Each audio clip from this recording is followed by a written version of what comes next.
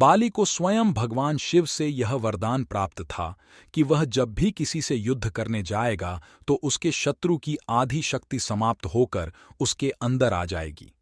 उदाहरण के लिए, यदि बाली के अंदर 100 हाथियों का बल हो व भगवान श्रीराम के पास 1000 हाथियों का बल हो, तो भगवान श्रीराम से युद्ध करते समय उनके 500 हाथियों का बल समाप्त होकर बाली के अंदर आ जाएगा। इस प्रकार बाली के पास 600 हाथियों का बल हो जाता व श्रीराम की शक्ति आदि रहकर उनके पास केवल 500 हाथियों का बल रहता। इस प्रकार वरदान के प्रभाव से भगवान श्रीराम को बाली को सामने से हराना असंभव था।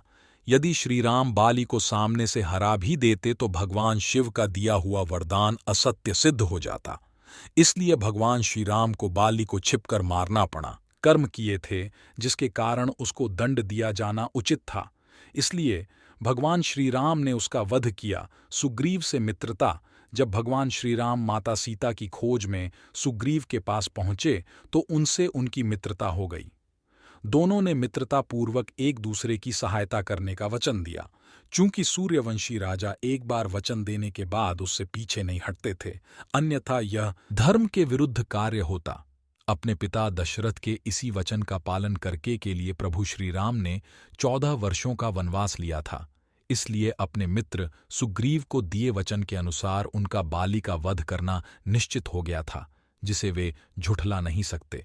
बहुत समय पहले लंका के राजा रावण और बाली के बीच भीषण युद्ध हुआ था व उसमें रावण की पराजय हुई थी।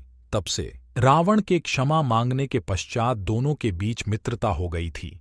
चूंकि रावण ही माता सीता का अपहरण करके उन्हें लंका ले गया था, इसलिए उसके ही मित्र से सहायता मांगना मूर्खता होती। इसलिए बाली को मारकर किष्किंधा के राज सिंहासन पर अपने मित्र सुग्रीव को बिठाना आवश्यक हो गया था। जैसे छोटे भाई के लिए बड़ा भाई पिता समान होता है, उसी प्रकार बड़े भाई के लिए छोटा भाई अपने पुत्र समान होता है। यदि छोटे भाई से भूलवश कोई गलती हो भी जाए तो उसे क्षमा करना बड़े भाई का कर्तव्य होता है। लेकिन बाली ने क्रोध में आकर न केवल अपने छोटे भाई सुग्रीव का भरी सभा में अपमान किया, बल्कि उसे ठोकरें मारकर देश से निकाल दिया।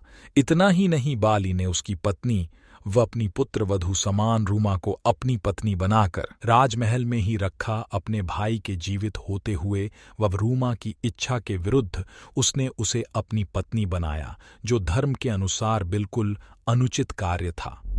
भगवान राम ने मुख्यतया उसे इसी अधर्म का दंड दिया।